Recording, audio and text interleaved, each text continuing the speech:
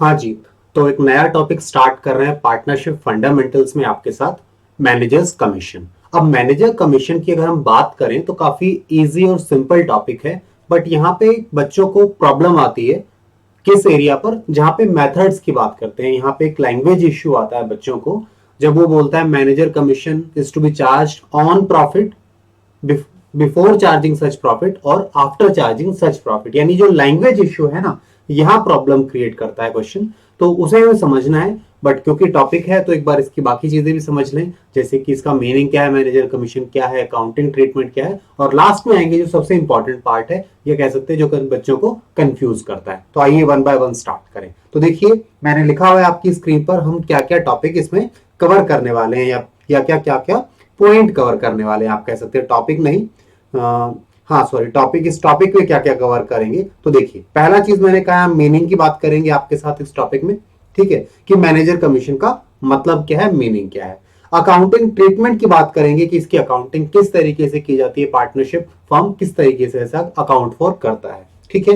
And last जो most important है, आप ध्यान दीजिएगा, ये मोस्ट इंपॉर्टेंट रखिएगा, इसे आप मोस्ट इंपॉर्टेंट है आप लोगों के लिए। और वो क्या है जी, कि मेथड क्या होगा, किस तरीके से कैलकुलेशन की जाएगी मैनेजर कमीशन की, या क्या तरीका होता है। ये लैंग्वेज इश्यू डालता है, ये मेथड की जब मैं बात कर रहा हूं, यहां कुछ लैंग्वेज लिखी जाती है क्वेश्चन के द्वारा जो आपको प्रॉब्लम क्रिएट करती है। तो आइए वन बाय वन देखें इन सब चीजों को। सबसे पहले आते हैं मीनिंग पर। अगर मीनिंग की बात करें तो मीनिंग सीधा सा है, मैनेजर कमीशन वो अमाउंट है जो बिजनेस मैनेजर को एज अ कमीशन देता है, बिजनेस के लिए एक एक्सपेंस है, ठीक है। तो हमने यहां लिखा है कि manager commission is amount paid, क्या है जी, ये एक अमाउंट है जो पे कर रहा है। कौन पे कर रहा है, सॉरी ये कुछ इश्यू आ रहा था, हम चेंज कर रहे हैं। हाँ, तो amount paid by business, business ने एक अमाउंट पे किया है to manager for work perform by him, इसने जो कुछ काम किया होगा बिजनेस के लिए, उस पर्पस के लिए इसे हमने कमीशन दिया है। अब ध्यान दीजिएगा, काम के लिए तो आप सैलरी भी देते हैं, तो ये सैलरी की बात नहीं कर रहा है। अगर सैलरी दे रहे हैं तो वो इसके अलग है, उसके अलावा मिल रहा है इसको ये। और क्वेश्चन में ऐसा भी हो सकता है कि वो सैलरी भी दे और केवल और कमीशन भी साथ में दे। ऐसा भी हो सकता है कि सैलरी का कोई लेना देना ही नहीं है क्वेश्चन में, मैनेजर की सैलरी का ज्यादातर होगा, मैनेजर की सैलरी के बारे में कोई बात नहीं होगी, तो हमें फर्क नहीं पड़ता, वो सैलरी के साथ इसे जोड़ रहा है, ठीक है, यानी सैलरी के साथ इसे कैलकुलेट करवाने को कह रहा है, या सैलरी है ही नहीं हमारे पास मैनेजर की, सीधा हम मैनेजर को कमीशन दे रहे हैं। काफी फर्म्स हैं जो मैनेजर को कमीशन बेसिस पर रखते हैं, कहते हैं आप जितना प्रॉफिट कमाएंगे उसके हम आपको 10% दे देंगे, या सेल्स का कुछ परसेंटेज दे देंगे। तो मैनेजर कमीशन का उसकी सैलरी से कोई लेना देना नहीं है, तो उसे आप कोई रिलेट नहीं करेंगे, कोई उससे लिंकेज नहीं बनाना है। तो ये बात हमने लिखा भी है कि इसका कोई रिलेशन नहीं है, इन जनरल इसका कोई रिलेशन नहीं है मैनेजर की सैलरी के साथ। तो सैलरी का पॉइंट अगर है तो ठीक है, नहीं है तो ठीक है, क्वेश्चन में हमें उससे कोई रिलेट नहीं करना है, लिंकेज नहीं करना है मैनेजर के कमीशन को, ठीक है।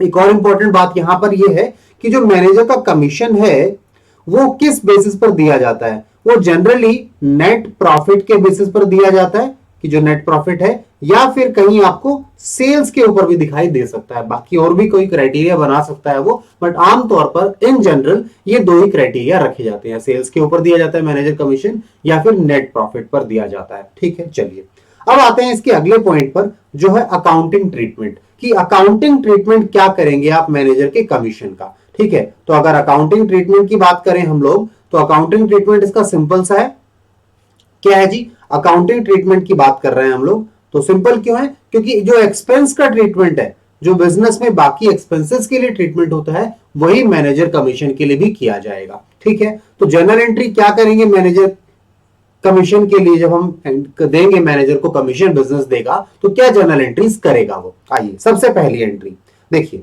जब मैनेजर को कमीशन दिया जाएगा तो पहली एंट्री हम करेंगे managers commission account debit to managers commission, debit किया टू, अगर आपने पे किया है कैश में तो टू में, यानी क्रेडिट कैश हो जाएगा। आपने बैंक से पेमेंट किया है, चेक दिया है, ऑनलाइन ट्रांसफर किया उसके अकाउंट में, बैंक कर दिया, या फिर अभी पे नहीं किया है, ड्यू हो गया है कमीशन, यानी अभी पेमेंट करना बाकी, आपकी लायबिलिटी बन गई, उसके इसमें आप क्या करेंगे, कमीशन पेएबल अकाउंट को क्रेडिट कर देंगे। तो ये सिंपल बात है, खर्चा है, खर्चा अकाउंट डेबिट किया, टू पेमेंट कर दी तो बैंक या कैश, और नहीं पे किया तो लायबिलिटी अराइज हो गई, ठीक है, तो ये पहली एंट्री, तो ये बात है। अब इसकी नरेशन की बात करें तो आपने मैनेजर को कमीशन दिया है, तो आप कह सकते हैं मैनेजर्स कमीशन अलाउड, ठीक है, या कमीशन अलाउड टू मैनेजर, दोनों में से कुछ भी लिख दो, नरेशन में ऐसा कुछ फर्क नहीं पड़ेगा ज्यादा, प्रोवाइडेड चीज क्लियर है कि किस चीज की एंट्री की है आपने, ठीक है। उसके बाद अब ईयर एंड पर जैसे सारे खर्चे, सारे इनकम ईयर एंड पर कहां जाते हैं जी, हमारे पीएनएल में जाते हैं। सर हम तो पार्टनरशिप में पीएनएल अप्रोप्रिएशन बना रहे हैं, देखो एप्रोप्रिएशन होगा प्रॉफिट्स के लिए, ठीक है, एप्रोप्रिएशन का मतलब है प्रॉफिट है तो मिलेगा। जनरली एप्रोप्रिएशन का अगर हम टेक्निकल मीनिंग की बात करें तो एप्रोप्रिएशन का, या वो किन चीजों को आप एप्रोप्रिएशन मानते हैं, एप्रोप्रिएशन वो चीजें हैं जो बेस्ड है प्रॉफिट पर, अगर प्रॉफिट है तो मिलेगा, तो हम उसे क्या कहते हैं, एप्रोप्रिएशन है। मैनेजर का कमीशन ऐसा नहीं है, ठीक है, वो प्रॉफिट पर डिपेंड नहीं करता, वो बिजनेस के लिए चार्ज है। तो ध्यान देना ये पीएनएल में नहीं जाए, पीएनएल में जाएगा, क्यों जाएगा पीएनएल में, because it is a charge against profit, charge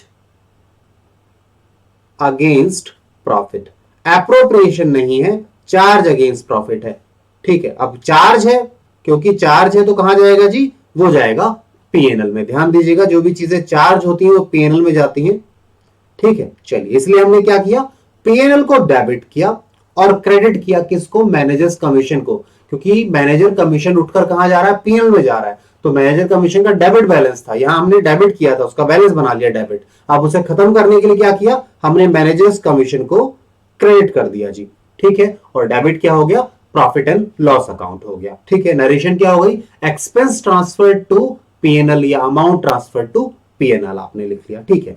अब अगला जो है हमारा इंपॉर्टेंट पार्ट है, काफी इंपॉर्टेंट है, केवल इंपॉर्टेंट नहीं काफी इंपॉर्टेंट है, मोस्ट इंपॉर्टेंट पार्ट है। क्यों, क्योंकि ये बच्चों को कंफ्यूज करता है, ठीक है। लैंग्वेज इश्यूज आते हैं, बच्चा समझ नहीं पाता है कौन सा मेथड लगाना है, और मेथड लगाना भी है तो बिफोर और आफ्टर में ही फंस जाता है, वो नहीं समझ पाता कब बिफोर होना चाहिए, कब आफ्टर होना चाहिए, उन चीजों को थोड़ा टेक्निकली समझ लेते हैं। देखिए अगर बात करें मैनेजर्स कमीशन के लिए तो यहां पर दो हैं, दो तरीके से आपको लैंग्वेज लिखी होगी बुक में आपके क्वेश्चन में। पहला अगर इस तरीके से दे, पहला केस माने हम लोग ए जो 1 है हमारे पास, कहता है manager commission is to be allowed, manager को कमीशन अलाउ करना है, ठीक है।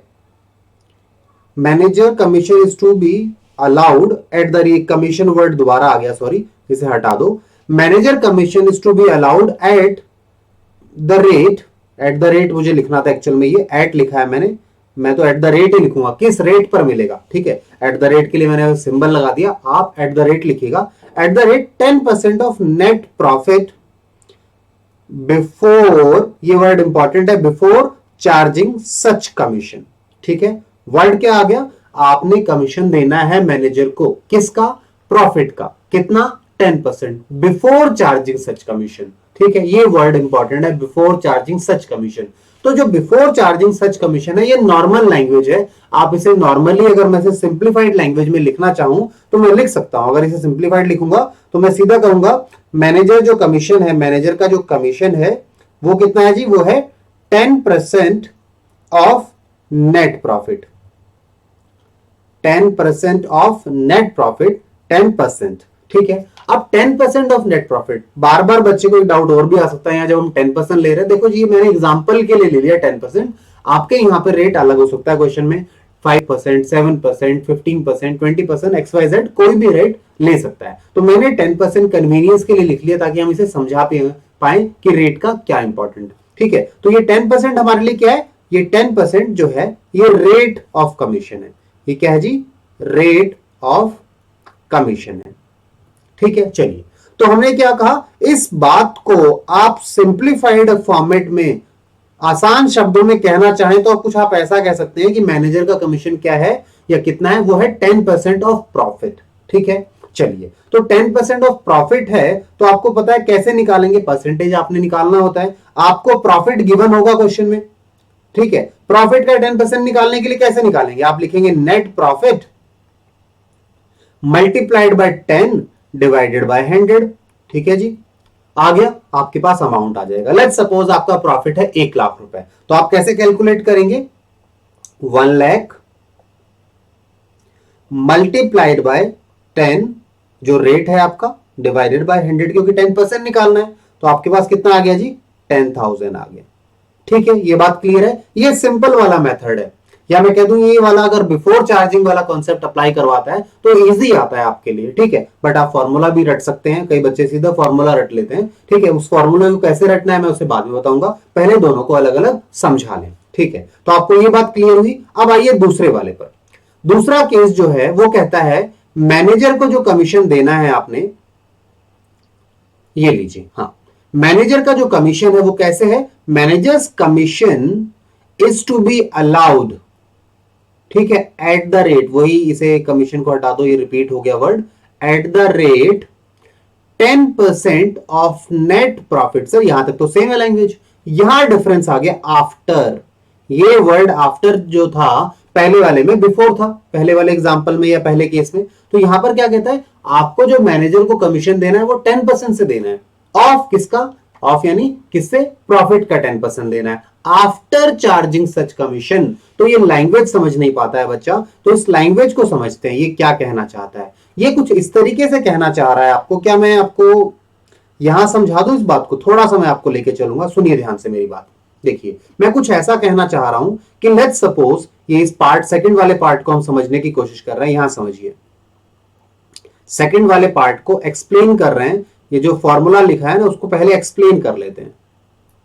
कैसे एक्सप्लेन करेंगे, सुनिए ध्यान से। लेट्स सपोज आपका जो नेट प्रॉफिट है ना, नेट प्रॉफिट आपके पास गिवन है, ठीक है, कोई अमाउंट है, लेट्स सपोज एक्स। ठीक है, अब इसमें से आपको क्या माइनस करना है, आपको माइनस करना है मैनेजर का कमीशन, मैनेजर का कमीशन माइनस करना है, मैनेजर का कमीशन माइनस करना है, आपने माइनस कर लिया, लेट्स सपोज ये रहा, माइनस किया। उसके बाद क्या अमाउंट आ गया, उसके बाद अमाउंट आ गया नेट प्रॉफिट आफ्टर कमीशन, इसे क्या लिख सकते हैं, नेट प्रॉफिट आफ्टर कमीशन, लिख सकते हैं नहीं लिख सकते, लिख सकते हैं जी, नेट प्रॉफिट आफ्टर कमीशन लिख सकते हैं। ये जो अमाउंट आया इसे भी आपने कुछ अमाउंट दे दिया, ये एक्स वेरिएबल नहीं है, ध्यान से सोचना जी, ये मैंने बस कोई अमाउंट लिखे हैं, कोई अमाउंट आए हैं। ठीक है, ध्यान से समझो। अब देखिए आपको जो निकालना है, जब आप निकालने जाएंगे तो कमीशन, तो आपको इस अमाउंट पे निकालना है, यहां जो अमाउंट आएगा। ठीक है, अब यहां पे जो अमाउंट आएगा आपके पास वो तो आपको पता ही नहीं है। क्यों नहीं पता, क्योंकि आपको तो ये चीज गिवन है, क्वेश्चन ने आपको गिवन क्या दिया है, क्वेश्चन ने आपको गिवन दिया है ये, सॉरी ये पेन हमने इधर यूज किया हुआ था, दूसरा चेंज कर लेते हैं। हाँ, तो गिवन क्या दिया है क्वेश्चन ने आपको, ये गिवन दिया है, ये जो है मैनेजर कमीशन, ये तो आपको कैलकुलेट करना है, ये तो क्वेश्चन कह रहा है बताओ कितना है, कैलकुलेट करो। तो जब ये गिवन है, ये कैलकुलेट करना है, तो ये तो वैसे ही नहीं पता होगा आपको, इस पर भी तो आपके लिए क्वेश्चन मार्क ही है, ये भी तो क्वेश्चन मार्क है, ये भी नहीं पता आपको। तो ठीक है, कोई बात नहीं, एक एग्जांपल ले लेते हैं। लेट्स सपोज हमने कहा 10% है। ठीक है, अगर 10% है ये, जैसे हमारे एग्जांपल में हमने कितना कहा, मैनेजर का कमीशन 10% है। हम इसके रीजन और लॉजिक के पीछे जाना चाह रहे हैं कि उन्होंने फॉर्मूला कुछ अलग बनाया, इसके लिए वो क्यों बनाया, कैसे डराइव हुआ फॉर्मूला, उसकी बात कर रहे हैं। ठीक है, तो मैंने कहा जो मैनेजर का कमीशन है 10%, यानी आपने कुछ 10% माइनस करके यहां निकाला अमाउंट। ठीक है, ये जो अमाउंट है, अब इसके ऊपर आपको कमीशन देना है, ये जो अमाउंट आया है इस पे कमीशन देना है। तो जिस भी चीज पर कमीशन देना होता है उसको 100 मानते हो आप। ठीक है, ठीक है, तो मैं कहता हूं अगर ये 100 है तो ये वाला अमाउंट कितना रहेगा, ये रहेगा जी ऊपर 110। ध्यान दीजिए, अगर रेट 10% है कमीशन का, अगर रेट 20% होता तो क्या होता, मैं यहां 20 लिखता और ऊपर वाला अमाउंट ये क्या था, 110 की जगह कितना आता, 120 आ जाता। ठीक है, तो ये 110 है, समझ गए, ये 110 आ गया। यानी आप कह सकते हो ये अमाउंट क्या है, ये अमाउंट है 100 प्लस में रेट, क्योंकि ये 10 क्या है, ये 10 रेट है ना जी, ये मैनेजर कमीशन का 10% क्या है, ये रेट है। ठीक है, क्लियर है बात। तो मैंने इसे क्या कह दिया, ये जो अमाउंट आएगा इसे आप क्या कह सकते हैं, 100 प्लस रेट। तो हमने यही फॉर्मूला लिखा है इसके लिए यहां पे। तो हम कह सकते हैं कि आपका जो ये फॉर्मूला बनेगा ये कुछ इस तरीके से बना सकते हैं, नेट प्रॉफिट, क्योंकि आपके पास ये नेट प्रॉफिट है, नेट प्रॉफिट को हमने क्या करना है, डिवाइड करना है 100 प्लस रेट से, और यहां ये लीजिए 10। ठीक है, यानी ये 10 क्या है, इसे अगर आप 10 को यहां 10 नहीं लिखना चाहें तो आप क्या कर सकते हैं, सुनो जी, मैं यहां इसको चेंज करवा देता हूं। ये लो, आप इसे सीधा क्या लिख सकते हैं, अगर फॉर्मूला बनाना है इसका तो ये है रेट। ठीक है, तो आपका फॉर्मूला क्या बन गया, net profit multiplied by rate divided by 100 plus rate. यहां भी फॉर्मूला अगर बनाना चाहते तो आप यहां फॉर्मूला क्या लिखते जी, यहां लिखते net profit multiplied by rate जो कि 10% है, डिवाइडेड बाय 100 लिखा था हमने यहां। ठीक है, तो डिफरेंस क्या हो गया, ठीक है, समझ गए आप। यहां पे जब बिफोर चार्जिंग वाला कॉन्सेप्ट अप्लाई करना होता है तो आप क्या करेंगे, 100 को नीचे डिनोमिनेटर से डिवाइड करेंगे और न्यूमरेटर में क्या रखेंगे, नेट प्रॉफिट के अगेंस्ट में मल्टीप्लीकेशन में 10 रखेंगे, यानी 100 रेट बाय 100 रखेंगे। और यहां अगर सेकंड केस की बात करें जहां आफ्टर चार्जिंग सच कमीशन की बात करता है तो वहां क्या होगा, net profit multiplied by rate divided by 100 plus rate. अब बच्चे कहते हैं चलो सर रटाने पर आ जाओ। ठीक है, रटने वाले बच्चे ध्यान दें, वो क्या रखना, जब भी बिफोर बोले तो कुछ नहीं लगाना डिनोमिनेटर में। ठीक है, डिनोमिनेटर में कुछ नहीं लगाना अगर बिफोर बोलता है। अगर आफ्टर चार्जिंग सच कमीशन बोलता है यानी बाद में कुछ लगाओ, आफ्टर में कुछ लगाओ, क्या लगा दो, रेट जोड़ दो, 100 प्लस रेट करना। ठीक है, तो यही छोटा सा कॉन्सेप्ट था, बस इसको मुझे टाइम यहां इसलिए लगा क्योंकि मुझे आपको रीजनिंग या लॉजिक समझाना था इसका, कि ये नीचे 100 के साथ रेट को क्यों जोड़ता है। तो मैंने यही आपको ये समझाने की कोशिश की है, इसे एक्सप्लेन करने की कोशिश की है। आई होप आपको समझ में आ गया होगा, अगर नहीं आया हो तो आप मुझे बताइएगा, हम दोबारा से कुछ कोशिश करेंगे आपको समझाने की और कोई तरीका निकालेंगे। ठीक है, चलिए, तो इसके साथ ये मेरा कॉन्सेप्ट खत्म हो गया। आप इसके साथ अब आगे क्या करना है, आपने इसके आगे के वीडियोस जो भी हैं आपको प्लेलिस्ट में मिलेंगे। ठीक है, पूरा चैप्टर ही हमने प्लेलिस्ट बना रखे हैं, मैं आपको दिखाऊं कुछ इस तरीके से करना है आपने। ये देखिए, यहां आ जाइए, ये देखिए आप हमारे चैनल पर जैसे ही आते हैं यूट्यूब पर तो एक प्लेलिस्ट सेक्शन आता है।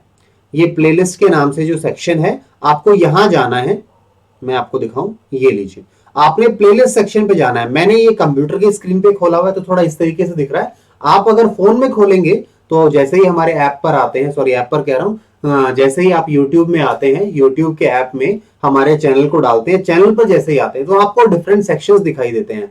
आपको वीडियो सेक्शन दिखाई देता है, कम्युनिटी सेक्शन देगा, ठीक है, अबाउट अस वगैरह देगा। तो आपने वहां नहीं जाना, आपको प्लेलिस्ट में जाना है। और प्लेलिस्ट में देखेंगे, आप स्क्रॉल करेंगे तो आपके पास क्लास 12th अकाउंट्स आ जाएगा, ऐसे ही क्लास 11th आएगा। क्लास 11th 12th के अंदर क्लास 12th के चैप्टर्स हैं, ये 1 बाय 1 चैप्टर्स दिए हैं। इन चैप्टर्स के अंदर आपको सारे क्वेश्चंस के सॉल्यूशन मिल जाएंगे, सारे कंसेप्ट्स मिल जाएंगे। ऐसे ही क्लास 11th के लिए भी है, जो क्वेश्चन नहीं ऐड हुए हैं, जो अपडेट हो रहे हैं, उन्हें भी हम अपडेट करवा रहे हैं और यहीं पर डालेंगे। तो आपको कहीं इधर उधर जाने की जरूरत नहीं है, यहां से आप सीक्वेंस से पढ़ सकते हैं। और वीडियोस को स्किप नहीं कीजिएगा, कंप्लीट देखिए ताकि अंडरस्टैंडिंग ज्यादा अच्छे से बन जाए। चलिए ठीक है, तो इसे आप नोट डाउन कर लीजिए। ये जो कॉन्सेप्ट था, सॉरी यहां था ये ना थ्योरी, अगर आपने इसमें के बारे में कुछ लिखना है तो आपके पास ये थ्योरी स्क्रीन पर मैं दोबारा दिखा देता हूँ। ये इसका अकाउंटिंग ट्रीटमेंट था, ये भी आपकी स्क्रीन पर है। और इससे पहले कुछ छोटी सी बात हमने की थी इन जनरल मीनिंग ऑफ हमारे मैनेजर्स कमीशन के बारे में। ठीक है, और एक चीज और रह गई है अभी मेरे पास आपको समझाने के लिए इसमें, कि अगर वैसे मैंने बता दिया है फिर भी मैं एक बार दोबारा याद दिला दूं, यहां मेथड्स में अगर क्वेश्चन कुछ नहीं कहता, सिंपल, जैसे मैंने ये लैंग्वेज लिखी थी ना, यहाँ पे मैंने यहाँ एक लैंग्वेज लिखी थी, हाँ ये लैंग्वेज जो मैंने लिखी थी, ये लैंग्वेज में मैंने क्या लिखा है, मैनेजर कमीशन कितना है, 10% ऑफ नेट प्रॉफिट। यहां देखो कोई वर्ड नहीं आया बिफोर चार्जिंग सच कमीशन है या आफ्टर चार्जिंग सच कमीशन है। तो जब कुछ भी नहीं लिखा होता बिफोर चार्जिंग या आफ्टर चार्जिंग, ऐसा वर्ड नहीं है मैनेजर कमीशन के लिए, तो आप कौन सा मेथड लगाएंगे, आप ये पहले वाला मेथड लगाएंगे, यानी net profit multiplied by rate divided by 100। ठीक है, चलिए जी, तो अब मेरा इसका कंप्लीट हो गया ये वाला टॉपिक। अब आगे चलेंगे, आप इसे नोट डाउन कर लीजिए।